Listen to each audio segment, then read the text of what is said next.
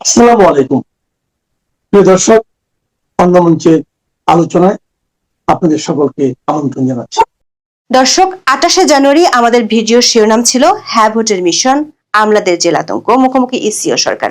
ওই ভিডিওতে আমরা বলেছিলাম সরকার ও সরকারের উপদেষ্টারা আর প্রধান উপদেষ্টার বিশেষ সহকারী ও হায়ার সংবিধানের খসড়ার উদ্ভাবক আলী রিয়াজ প্রকাশ্যে হ্যাঁ ভোটের প্রচারে যে কোমর বেঁধে মাঠ কাঁপিয়ে বেড়াচ্ছেন সেটি আইনত দণ্ডনীয় অপরাধ। ওই ভিডিওর প্রচারের একদিনের মধ্যে ঘুম ভেঙেছে নির্বাচন কমিশনের। চোখ কষলে তারা জারি করেছে নির্দেশনা, সরকারকে দেয়া চিঠিতে দিয়েছে মহা হুঙ্কার।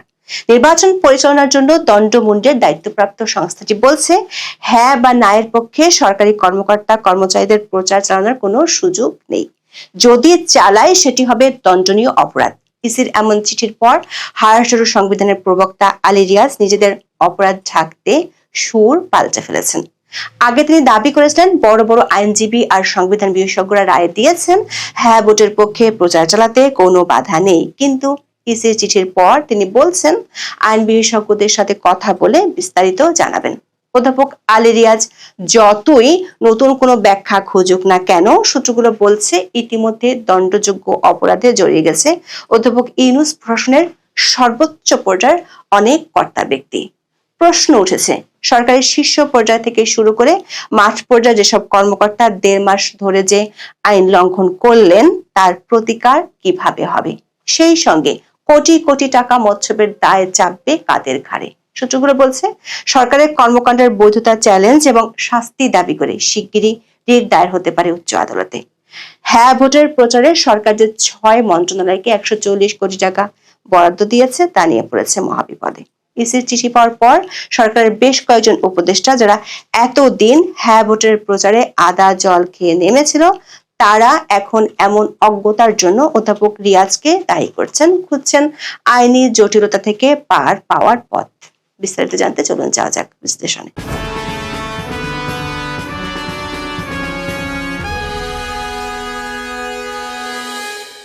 সবকিছু ঠিকঠাক থাকলে 12ই ফেব্রুয়ারি জাতীয় সংসদ নির্বাচনের পাশাপাশি হবে জুলাই সনদের উপর গণভোট। এই সনদে 80টিরও বেশি সংস্কার প্রস্তাব রয়েছে, যার মধ্যে 49টি প্রস্তাব সরাসরি সাংবিধানিক পরিবর্তনের সঙ্গে সম্পর্কিত। জুলাই সনদের প্রস্তাব নিয়ে সাধারণ মানুষের মধ্যে আছে ব্যাপক ধোঁয়াশা আর সুধীজনদের মধ্যে আছে ব্যাপক অসন্তোষ। সরকার তার নিজের সিদ্ধান্ত জনগণের উপর চাপিয়ে দিতে হ্যাঁ ভোটের পক্ষে কয়েক সপ্তাহ ধরে আদা জল খেয়ে প্রচার চালাচ্ছে। বিষয়টি নিয়ে প্রচন্ড সমালোচনা তৈরি হলেও এর ধার ধারতে দেখা যায়নি। উল্টো সরকারের শীর্ষ পর্যায় থেকে দাবি করা হয় তাদের প্রচার চালাতে আইনি কোনো বাধা নেই। সরকার উপদেষ্টা থেকে শুরু করে মাঠের পুলিশ কর্মকর্তারাও চালাচ্ছেন হ্যাঁ ভোটের প্রচার। হাজারো সংবিধানের খসড়া যার পরিকল্পনায় তৈরি, সেই আলী রিয়াজ তো সমালোচনাকারীদের উল্টো পরোক্ষ হুমকিও দিয়েছেন।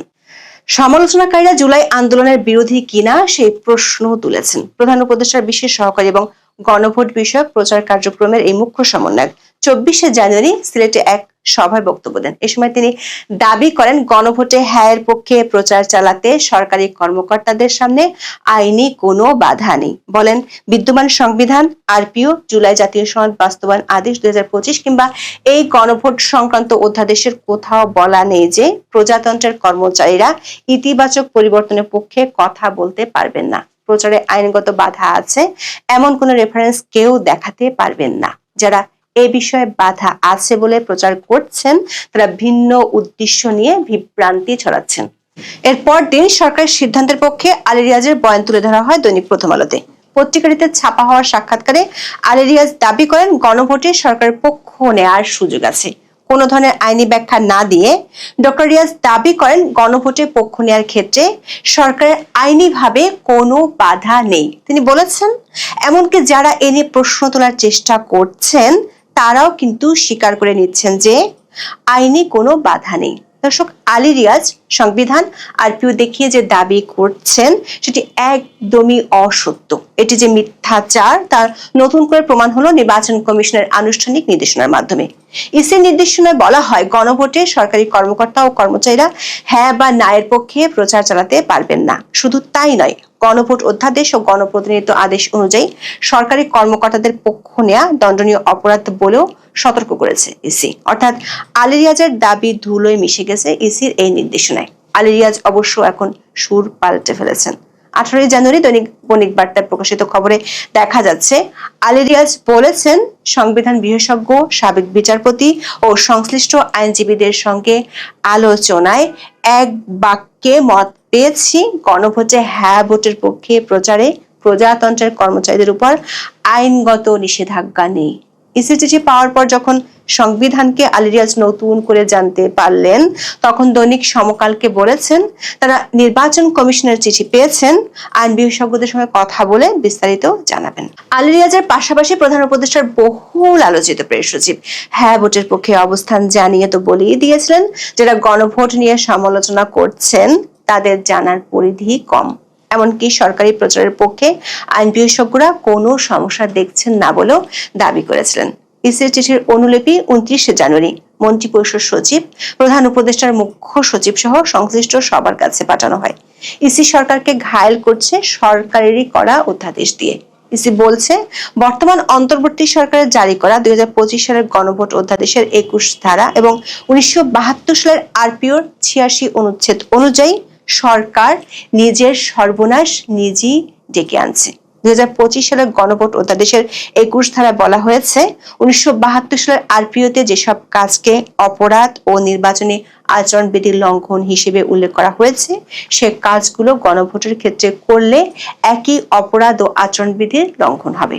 আরপিওর 86 অনুচ্ছেদে বলা আছে, প্রজাতন্ত্রের কর্মে নিয়োজিত কোনো ব্যক্তি কোনোভাবে নির্বাচনের ফলাফল প্রভাবিত করার উদ্দেশ্যে তার সরকারি পদমর্যাদার অপব্যবহার করেন, তাহলে সেটি হবে দণ্ডনীয় অপরাধ।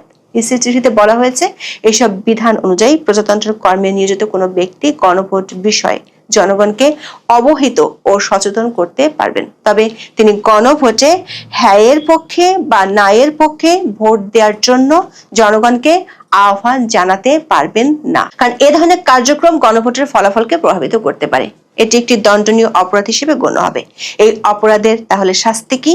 আরপিওতে বলা আছে, সর্বোচ্চ 5 বছর, সর্বনিম্ন 1 বছর এবং অর্থদণ্ড দেয়া যাবে। এসব বিধান অনুসারে প্রয়োজনীয় ব্যবস্থা নিতেও বলেছে ইসি। প্রশ্ন হলো, এই ব্যবস্থা কাদের বিরুদ্ধে নেওয়া হবে? ইসি নির্দেশনার একদিন আগেও একটি ভিডিও পোস্ট করা হয় প্রধান উপদেষ্টার ফেসবুক পেজে। এতে গণভোটে হ্যাঁ ভোট দেওয়ার আহ্বান জানানো হয়েছে। একই ধরনের আহ্বানের একাধিক পোস্ট রয়েছে কয়েক সপ্তাহে। অবাক করা বিষয় হলো, ইসির নির্দেশনা পাওয়ার পরেও সেসব পোস্ট বহাল তবিয়তে প্রদর্শিত হচ্ছে প্রধান উপদেষ্টার ফেসবুক পেজে। অর্থাৎ আইনের গরু ইসির চিঠিতে দেখা যাচ্ছে, কিন্তু বাস্তবে কোনো প্রয়োগ নেই। এভাবে সর্বোচ্চ পর্যায় থেকে আইন লঙ্ঘনের উদাহরণ তৈরির মধ্যেই অনুষ্ঠিত হতে যাচ্ছে কথিত ইতিহাস সেরা নির্বাচন। দর্শক, নির্বাচনের তফসিল ঘোষণার পর ভোটের মাঠ নিয়ন্ত্রণে রাখার পূর্ণ কর্তৃত্ব ইসির হাতে। সংবিধানের 126 অনুচ্ছেদে বলা হয়েছে, নির্বাচন কমিশনের দায়িত্ব পালনে সহায়তা করা সকল নির্বাহী কর্তৃপক্ষের কর্তব্য। ইসির চিঠির পর এখন তার সরকারকে মানতেই হবে। দেরিতে হলেও ইসির ঘুম ভাঙায় বিপদে পড়ে অনেকটাই হতবাক হয়ে গেছেন সরকারের কর্তা ব্যক্তিরা। ভোট গ্রহণের মাত্র 12 দিন আগে ইসির এই নতুন নির্দেশনা মাঠ পর্যায়ে কতটুকু বাস্তবায়ন সম্ভব তা নিয়েও প্রশ্ন উঠেছে। কারণ মাঠ পর্যায়ে সরকারের সব কর্মকর্তা ইতিমধ্যে হ্যাঁ ভোটের পক্ষে প্রচারে নেমে পড়েছেন। জাতির উদ্দেশ্যে 19 জানুয়ারি অধ্যাপক ইউনূস হ্যাঁ ভোটের পক্ষে বিশেষ ভিডিও বার্তা দিয়েছিলেন। সরকারের পক্ষ থেকে গণভোটের প্রচারের জন্য 140 কোটি টাকা বরাদ্দ দেওয়া হয়েছে। এই 140 কোটি টাকার এখন কি হবে? ইতিমধ্যে সব দপ্তরের কর্মকর্তা কর্মচারীরা হ্যাঁ ভোটের পক্ষে প্রচারে নেমে পড়েছেন। সরকারি সব কার্যালয়, ব্যাংক, বিমা সহ সব ধরনের স্থাপনায় হ্যাঁ ভোটের পক্ষে ব্যানার, বিলবোর্ড টাঙানো হয়েছে। সূত্রগুলো বলছে, সরকার একটি পক্ষের চিন্তা ইসি নির্দেশনা ঠেকাতে নতুন করে গণভোট অধ্যাদেশে সংশোধনী আনার চিন্তা করছে সরকার। কিন্তু সেটি হলে বিপদ আরো বাড়বে, কারণ তাতে প্রমাণ হয়ে যাবে এতদিন যে প্রচার চালিয়েছিল তা বিদ্যমান আইন অনুযায়ী অপরাধ হিসেবেই গণ্য হবে। সরকারের বিপদ বেড়ে যাওয়ার আশঙ্কা আছে। আরো একটি খবরে সূত্রগুলো বলছে, রবিবার কোর্ট খুললে এ নিয়ে উচ্চ আদালতে রিট করতে পারেন একদল আইনজীবী। সেটি হলে পুরো গণভোটই প্রশ্ন এবং বাধার মুখে পড়ার আশঙ্কা দেখা দিবে। ওই আইনজীবীদের ধারণা, ইসির নির্দেশনার পরও গায়ের জোরে চলা এই সরকারের আচরণে কোনো পরিবর্তন আসবে না বলে তাদের ধারণা। সেক্ষেত্রে ইসির পক্ষে তেমন কোনো ব্যবস্থা নেওয়া সম্ভব হবে না। আইনজীবীরা বলছেন, গণভোটে না ভোট দেওয়ার অপশন রাখা হয়েছে মানেই হলো জনগণের একটি অংশ সংস্কারের বিপক্ষে থাকতে পারে, কিন্তু রাষ্ট্রীয় তহবিল ব্যবহার করে কেবল হ্যাঁ ভোটের প্রচারণা চালালে না পাক্ষিক জনগণের ট্যাক্সের টাকায় তাদেরই বিরুদ্ধে প্রচারণা চালানো হচ্ছে।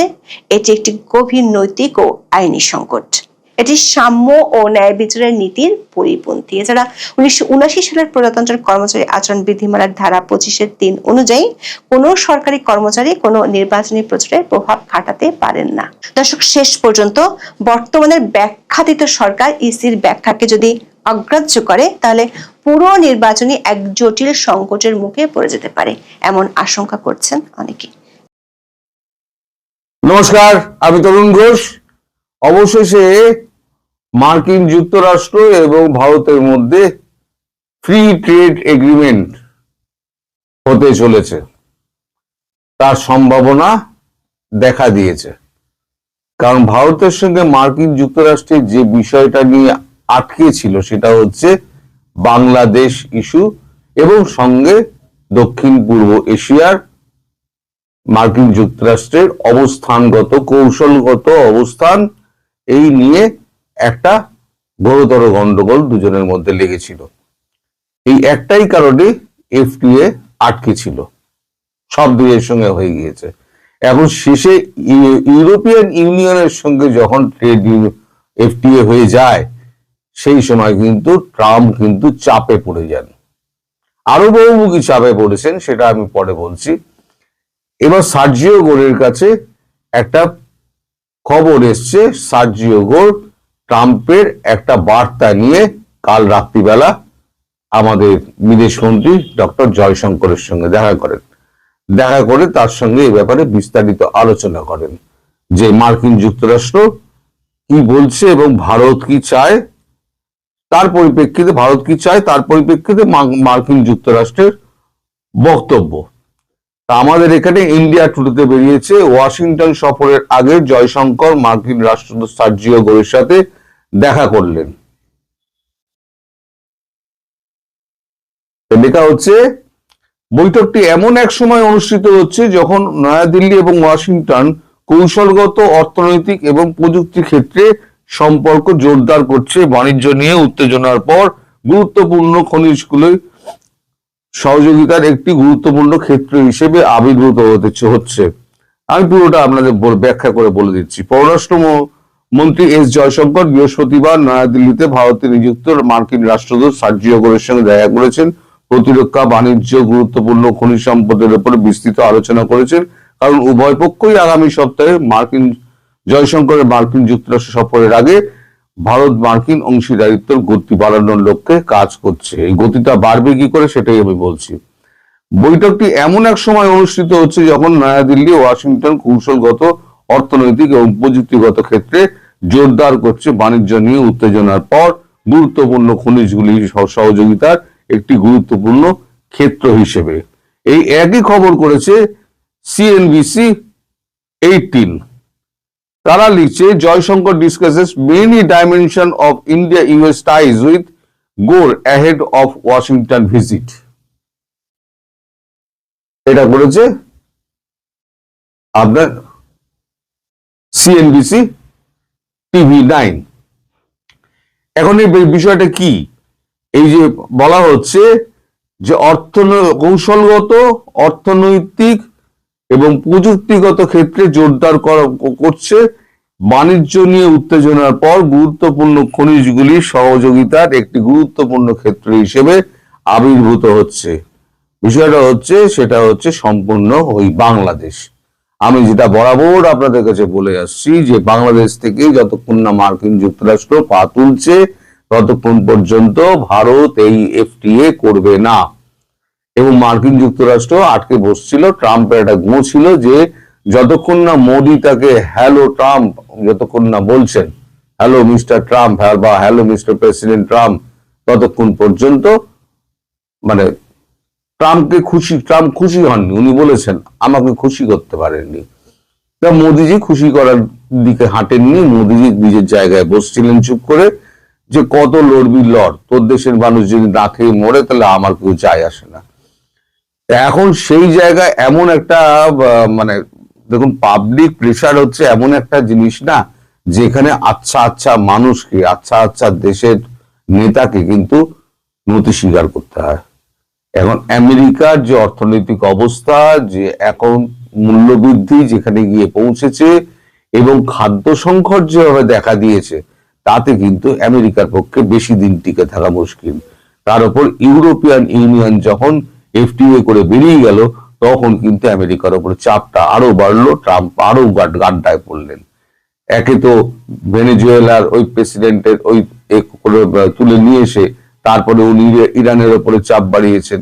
এখন ইরানের খবর তো আপনারা সবাই জানেন, আমি যদিও করিনি, পরে একদিন করবো উনি ইরানের খবর, কারণ ইরানের একটা মোটামুটি জায়গায় পৌঁছাক তখন খবরটা করব।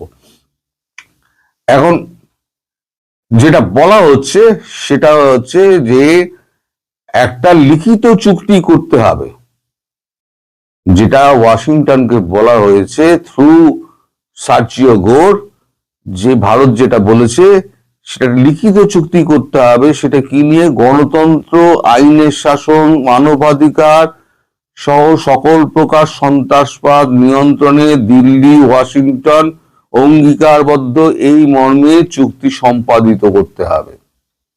সঙ্গে দক্ষিণ পূর্ব এশিয়া কৌশলগতভাবে এই চুক্তির মধ্যে থাকবে। অর্থাৎ দক্ষিণ পূর্ব এশিয়া এবং বাংলাদেশ সহ সমস্ত ক্ষেত্রে মার্কিন যুক্তরাষ্ট্র এখনো আর নাক গলাবে না, এবং কি কি বিষয়ে সেটা হবে, সেটা গণতন্ত্র, আইনের শাসন, মানবাধিকার সন্ত্রাসবাদ নিয়ন্ত্রণে দিল্লি, ওয়াশিংটন অঙ্গীকারবদ্ধ, এই মর্মে চুক্তিটা হবে। দুজনের ক্ষেত্রে একটা কমন ইন্টারেস্ট কাজ না করলে এই ট্রেড ডিল হওয়া সম্ভব নয়, আর ইন্দো প্যাসিফিক নীতিতে একসঙ্গে কাজ করা সম্ভব না। এই যে এগ্রিমেন্টটা হবে, এই এগ্রিমেন্টটা হবে 10 বছরের জন্য। এটা 2026-2036 পর্যন্ত এগ্রিমেন্টটা হবে। একটা জয়েন্ট টাস্কফোর্স একটা গঠন করা হয়েছিল, কবে হয়েছিল আমি জানি না, মনে নেই আর কি। এই জয়েন্ট টাস্কফোর্সকে সুপারিশ এবং সিদ্ধান্ত অনুযায়ী 2036 পর্যন্ত এটা বহাল রাখতে হবে। এই যে এগ্রিমেন্টটা হবে সেটা জয়েন্ট টাস্কফোর্সের যে সুপারিশ এবং সিদ্ধান্ত ছিল, সেই সিদ্ধান্তগুলো অনুসরণ করে এই এগ্রিমেন্টটা করতে হবে, যেটা 2036 পর্যন্ত বহাল থাকবে। এবং আরো চাপটা বাড়ছে এই কারণে যে ভারত তলায় তলায় 50 বিলিয়ন ইউএস ট্রেজারি বন্ড বিক্রি করে দিয়েছে। একই তো মার্কিন যুক্তরাষ্ট্রের ধার বাড়ছে, এখন বোধহয় $38 ট্রিলিয়ন হয়ে গিয়েছে। তারপরে যদি ভারতের কাছে $400 বিলিয়ন ট্রেজারি বন্ড আছে। ট্রেজারি বন্ড কি? আগে একটা সুরক্ষিত জায়গা ছিল যে আমি ট্রেজারি বন্ড ইস্যু যখন করে আমেরিকা, তখন আমি ডলার দিয়ে ট্রেজারি বন্ড কিনে রেখে দিলাম, যে ওই টাকাটা আমার সুরক্ষিত থাক, ব্যাংকে রাখার মতো মার্কিন যুক্তরাষ্ট্রের কাছে রইল। এখন যখন এই ওয়েপনাইজেশন মানে অস্ত্র হিসেবে যখন এই ডলারকে ব্যবহার করা হচ্ছে এবং ট্যারিফকে যখন অস্ত্র হিসেবে ব্যবহার করা হচ্ছে, তখন বিশ্বের কাছে মার্কিন যুক্তরাষ্ট্র তার কিন্তু মানে এটা কি বলে যে ওটা কি বলবো যে সুরক্ষা, আত্মবিশ্বাস, যেটা গ্যারান্টি, টাকা রাখার গ্যারান্টি, যেমন রাশিয়ার $360 বিলিয়ন ব্লক করে দিল। তখন বিভিন্ন দেশ ভাবছে যে আমাদের যে সমস্ত এই যে ট্রেজারি বন্ডগুলো রয়েছে, এই ট্রেজারি বন্ডগুলো যদি আমাদের যে কোনো দিন আটকে দেয়, তাহলে পরে তো আমাদের টাকাটা যাবে। ফলে এই ট্রেজারি বন্ডগুলোকে ধীরে ধীরে ছাড়ো। যেমন চায়না অলরেডি 150 বিলিয়ন চায়না ছেড়ে দিয়েছে, ভারত 50 বিলিয়ন ছেড়েছে, এবং বাকি 350 বিলিয়ন এখনো হাতে রেখে দিয়েছে। এটাও একটা বড় চাপ যে এইভাবে যদি ট্রেজারি বন্ড যদি বিক্রি করে দেওয়া হয় তাহলে ওই টাকাটা তো মার্কিন যুক্তরাষ্ট্রকে ফেরত দিতে হবে। ভারত কি করছে, ওই $50 বিলিয়ন যেটা ফেরত পেলো সেটা দিয়ে ভারত সোনা কিনে নিল। এই যে সোনার বাজারে এত যে চড়া দাম দেখছেন না, সেটা হচ্ছে সব ওই ট্রেজারি বন্ড বিক্রি করার টাকা। ওই যত ট্রেজারি বন্ড বিক্রি হচ্ছে সব গিয়ে সোনার ওপরে গিয়ে পড়ছে। সোনা সমস্ত দেশগুলো কিনে তার ভাড়ারে স্টক করছে, তার জন্য সোনার দর এই চরচর করে বাড়ছে এবং এটা অব্যাহত থাকবে। সোনার দর কিন্তু নামার কোনো রকম মানে স্কোপই নেই, নামবে না সোনার দর। যত দিন যাবে এটা 10 লাখ টাকায় পৌঁছে যাবে 10 গ্রাম, এটুকু জেনে রাখবেন।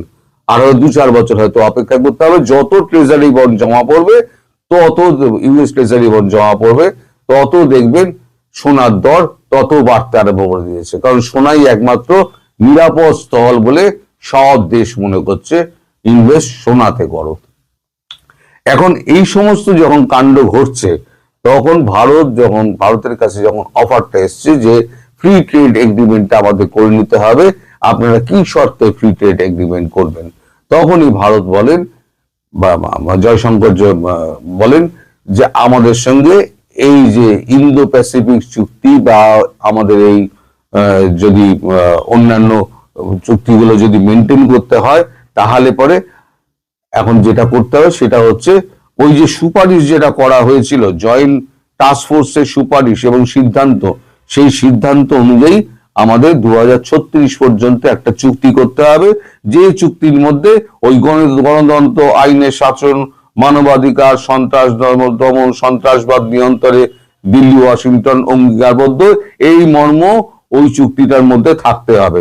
সেটা যদি হয় তাহলে পরে ভারতবর্ষ এফটিএ করতে রাজি আছে।